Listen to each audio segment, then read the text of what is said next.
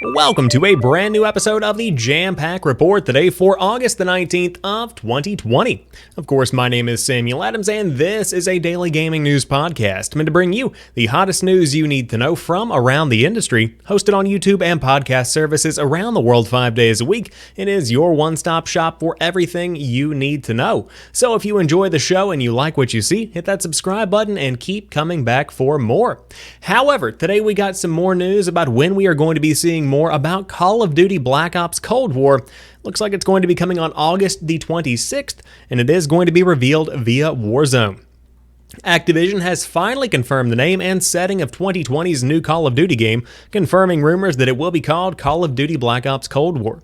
The teaser video, which uses the same Know Your History language as previous in-game teasers, promises a worldwide reveal on August 26th within Verdansk, the setting of Call of Duty Warzone.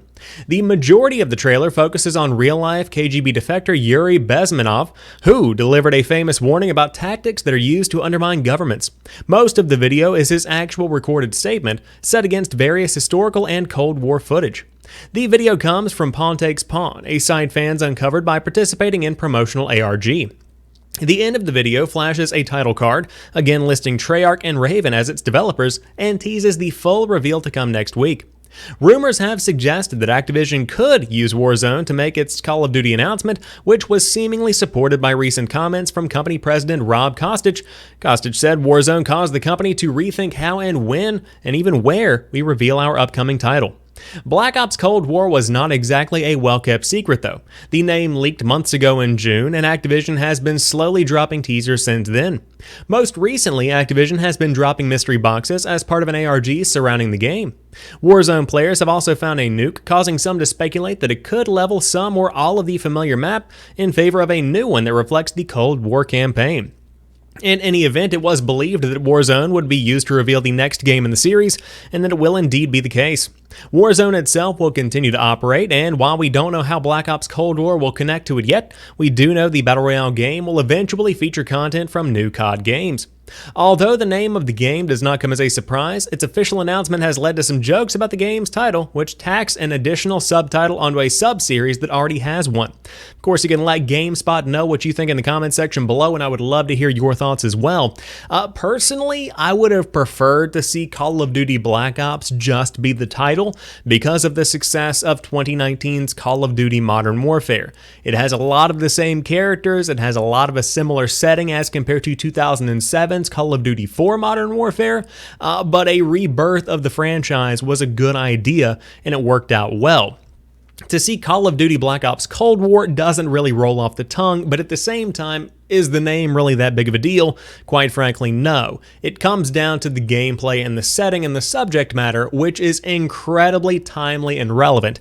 I like the social commentary that Activision and Treyarch are throwing into this trailer. It's clearly tying into a lot of the current world events that we have going on in modern politics, and that's something that is not only interesting for people like me, but that is also going to sell units and, of course, engage more people. The story itself is going to be based on true events, and although we don't know much right now, the name is confirmed, and we will learn more on August the 26th in Call of Duty Warzone. So stay tuned. I am sure they will have more information on when and where you can see the new reveal. It could be a nuke dropping on the map to redesign it in some kind of way, shape, or form, but obviously the team at Activision is taking a page out of the book of the guys at Epic Games who are behind Fortnite, who are of course notorious for doing these large in-game events. But moving on, Halo Infinite's development was reportedly hindered by outsourcing, and a Halo TV show was also a large distraction. An investigative report into the turbulent development cycle of Halo Infinite from Thurrott alleges that a number of factors have contributed to the game's troubled development and eventual delay from Xbox Series X console launch into 2021. One major factor in Infinite's delay supposedly stems from the fact that a significant portion of the game is being outsourced to third-party contractors. This is standard practice in the games industry, especially in AAA, but in Infinite's case, the report suggests that the level of outsourcing has been unusually high, with the coordination between the many different companies contributing to Infinite has been rough at best, reads the report. Thurrott's source claims that the outsourcing was at a ratio higher than a typical studio undertakes during development, which has led to communication and collaboration headaches for 343 Industries. Apparently, the E3 2019 trailer for Halo Infinite was outsourced while the game was not in a playable state, which oversold expectations for Infinite's later demos. The report suggests that the marketing and engineering teams behind Halo Infinite have been on 2 different planets, that's a direct quote, which has also led to issues in massaging the game. The Thurrott report also dwells on the departure of high-profile creatives such as Tim Longo and Mary Olsen as a reason for the turmoil. Both were creative directors who left 343i in 2019. The recent rumor that the game was going to ship with multiplayer and campaign as separate entities is also corroborated, with the report suggesting that this came under consideration as a means to meet the holiday 2020 deadline. As well as the issues with outsourcing, one source told Thurrott that the long-gestating Halo TV series has, quote, been a significant distraction for 343 management. According to the unnamed source, the show has been taking their priority instead of focusing on making sure development progress is on the right path to reaching its targeted deadline. Of course, for more on Halo Infinite, IGN has you covered, as do I. But this is potentially a major reason why Halo Infinite has been delayed. Now, the official reason, as released by 343, was COVID-19. Development issues that have come because of the pandemic have caused the game to shift and have caused its development to get off track. That's understandable, and that is certainly a large contributing factor. But if these reports are legitimate, which all sources are saying that they are, no one has denied these as of right now, this could be a very big problem, not even for Halo Infinite, but for the next 10 years of Halo that Halo Infinite is supposedly acting as the foundation of.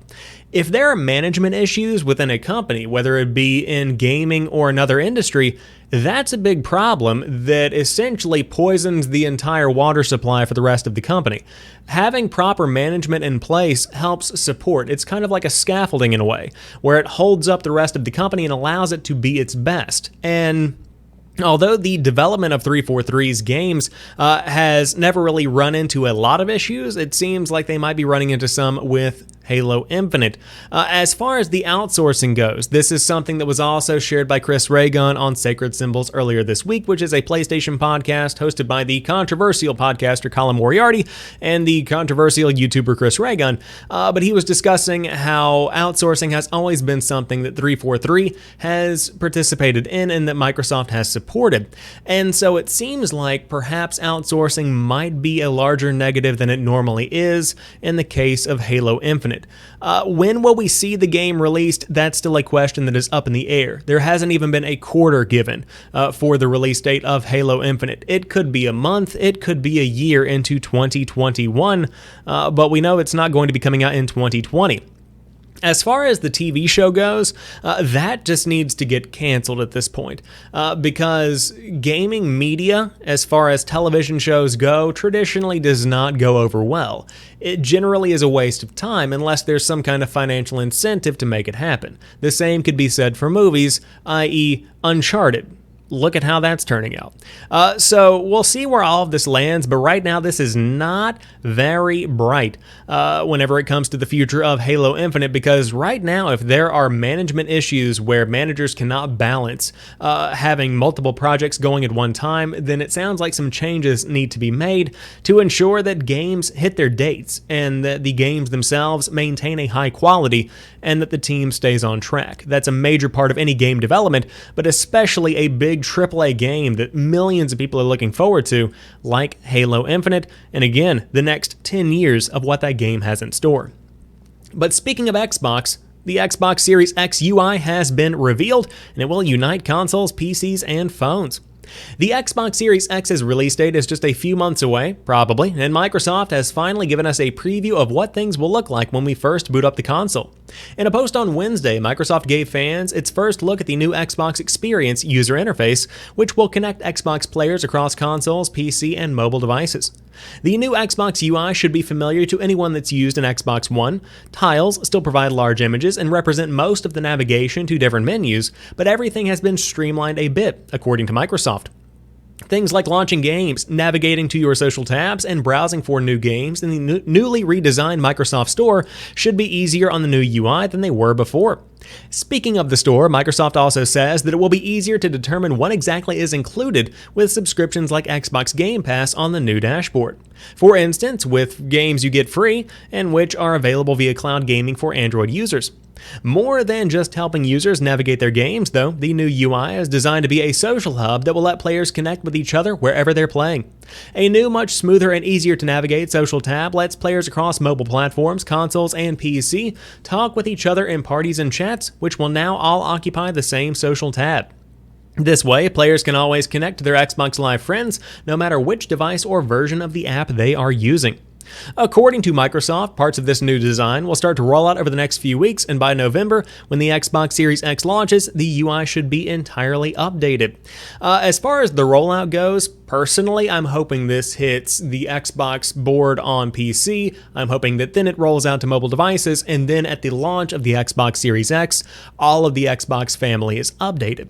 Because I believe in the power of a revamped UI. That is something that gets players very, very excited. Right now, there is so much anticipation to see what the new cross-media bar looks like on the PlayStation 5 that it's a large part of the marketing campaign. I would not be shocked to see that PlayStation blog post trending as soon as that news comes out, because people want to know what their basic fundamental experience is going to look like on the next generation of consoles. And in general, they just want to know what the future looks like.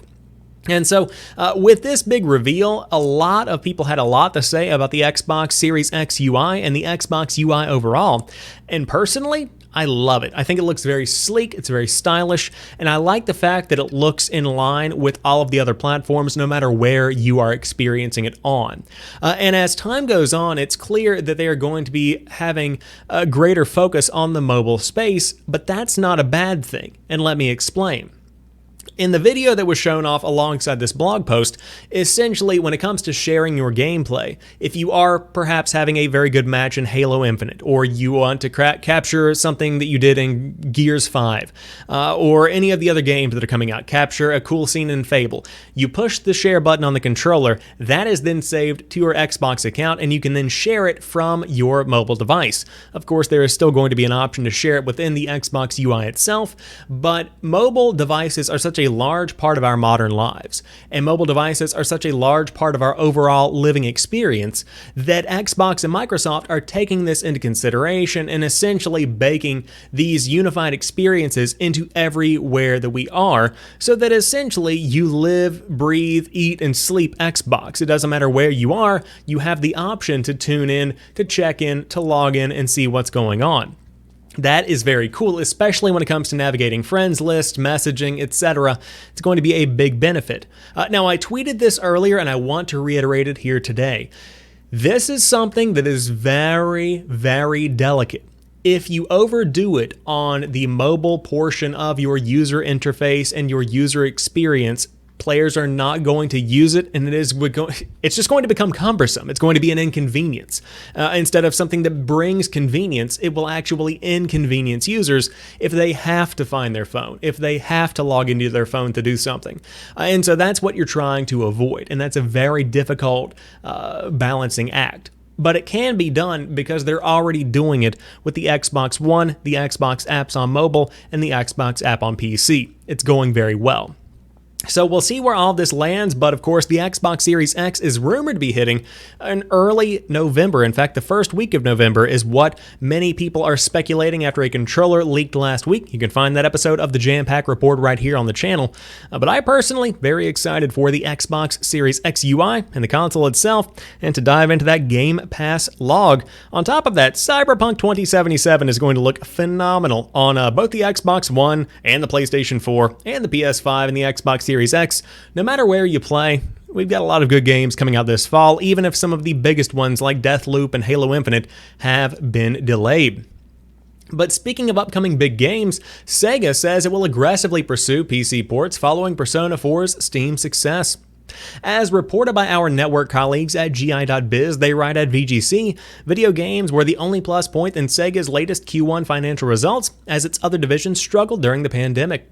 Persona 4 Golden on Steam was specifically highlighted as a key success by the publisher, with sales of the PC version said to be significantly higher than expected. The title, released for Steam in June, was previously only available on the PlayStation Vita.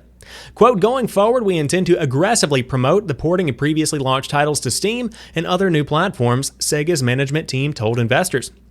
For new titles in the future, we are negotiating with the first parties per title and considering ways to sell them on favorable terms. Under such direction, we would like to take multi-platform rollout into account and prepare the PC version and others from the start. In the West, Sega already has a significant PC gaming base with Sports Interactive, Creative Assembly, 2 Point Hospital, Developer 2 Point, and more. On Wednesday, Sega said the Steam in Europe and the United States has been its strongest platform so far this fiscal year, thanks to the accumulation of catalogs of digital content for PCs that we have been working on, end quote. Originally released for PS Vita in 2012, Persona 4 Golden is an expanded version of the original Persona 4, which was released on PS2 in 2008. According to Persona 4 Golden Steam page, the PC version features variable frame rates, 4K support, Steam achievements, and trading cards, and the option to choose between Japanese and English voiceovers, and it is going to be available for $20, or I should say it already is, with a special version including the soundtrack and a digital art book for $25. A pretty good deal. This is fantastic news for fans of Sega, but specifically for fans of Sega JRPGs, because the PC has always been kind of an elusive mistress for Sega fans, and it looks like they are finally making the change. Of course, I don't care anything about JRPGs, not my cup of tea, but I know some people out there are looking forward to playing some of their favorites on PC, so hopefully some more ports are on the way, perhaps more of the Persona games. However, Vampire the Masquerade Bloodlines 2 has been delayed, and in result, creative directors and narrative leads have been fired, specifically those two roles. The decision was made by the leadership of developer Hardsuit Labs and publisher Paradox Interactive, the companies jointly announced on Wednesday. The news follows the recent decision to delay Vampire the Masquerade Bloodlines 2 into 2021 to ensure the best player experience possible. Quote, lead narrative designer Brian Mitsoda and creative director Kai Clooney are no longer part of the team at Hardsuit Labs, a statement on the Bloodlines 2 website confirmed. We appreciate and value the contributions of Brian and Kai, which were instrumental in establishing the game's storyline and dark tone and have helped to ensure that we are making a true successor to the iconic Bloodlines. We wish them both the best in their future endeavors. Hardsuit and Paradox said industry veteran Alexandre Marikanis, I believe I said that correctly, has joined the project as creative consultant, filling the role previously held by Clooney. Mondrika, there we go, nailed it that time. Mondrika was formerly studio, I still don't think that's right, Mondrikas, I'm going with Mondrikas, which they misspelled in the VG article. Mondrikas was formerly a studio design director at Relic Entertainment and Ubisoft, where he also served as creative director and helped reboot the Rainbow Six franchise. Quote, these changes to the team are focused on one thing, to bring you the best possible Vampire the Masquerade game, Wednesday's statement added. In a separate statement, Mitsoda told Rock Paper Shotgun that he had been suddenly terminated from his position. Quote, this came as a shock to me is underselling it, he said. I worked on Bloodlines 2 for almost 5 years. The story and main cast was initially conceived in my living room. I helped develop the pitch for Hardsuit Labs and helped pitch the project to Paradox in Las Vegas. I've been in charge of the narrative since the beginning, working long days and sometimes weekends to deliver a successor to Vampire the Masquerade Bloodlines, and I've never been led to believe that I had not succeeded. Mitsoda added, Bloodlines and the fandom of the game mean the world to me, so I lent my legacy with the franchise, my name, and my participation in marketing efforts for the game, even when it was intensely difficult and took a mental and physical toll. The pride in the work, the fan expectations, and the support from coworkers who started out as fans kept me going through this long 5 years, and I am incredibly disappointed and frustrated to say that this is where it ends for me on the project, end quote. So a couple of different things here. This seems like an organizational move from the top down. Obviously, that's what it is. And I'm always of the mindset that you have to have the right people in the right seats to make the right moves. That's really what it comes down to. And so at the end of it all, if this individual or these individuals were not doing the best job, perhaps somebody else could. That really is what it means. But I also want to make another point very clear. That is not to say that it was handled appropriately, because there have to be, I suppose, measures taken before you just willy-nilly fire somebody, or before you let somebody go, even if it is on good terms. Because these people have passions. These people are trying their best, and you have to acknowledge that. It's not fair just to cut ties and say sayonara. That's not how it should work. So we will see if any legal actions come of this. I don't know if they have any ground to stand on, but it certainly seems like this is a very, very sudden move. But it is one that is not shocking, again, considering where Vampire the Masquerade Bloodlines 2 is currently sitting in its development cycle. But to round out today's show, a bit of hope, a Prince of Persia listing has appeared on a Guatemalan retail site, and it confirms the remake for the PS4. Prince of Persia fans had a new game to play for over a decade now. Just kidding, no they haven't. But they received hopeful news a few months ago when Ubisoft registered the princeofpersia6.com domain. While absolutely nothing was confirmed, this indicated that Ubisoft may be working on a brand new entry in the Prince of Persia series after a very long hiatus. Now, as discovered on Reset Era, a Prince of Persia remake appeared on a Guatemalan retail site, Max, advertised for the PlayStation 4. It is not clear if this is a legitimate post or even if it's referring to the same game that was leaked a few months ago. Ubisoft could be gearing up to announce a reboot for the Prince of Persia series or a new entry in the franchise. Whatever the truth is, we will have to wait a little longer. The retail listing only lists the PS4, but previous Prince of Persia entries also made an appearance on Xbox, so it would make sense for any new games to come to both platforms, but at this point, everything is speculation. We do not know if the game would come to Xbox Series X or PS5, or even if it actually exists, and of course, Windows Central will keep you up to date on any new information. It's also worth mentioning, a Nintendo Switch listing was also found for the same game, so it looks like it is going to be multi-platform. Again, we will have to wait and see what comes of this, but Ubisoft could have some news coming soon. But again, nothing is confirmed as of right now. But with that being said, that rounds out today's episode of the Jampack Report. If you enjoyed today's show, drop me a like down below and let me know what you think about everything we talked about here today. I would love to hear your thoughts. But until tomorrow, you guys have a fantastic rest of your night. I'll talk to you soon, and peace.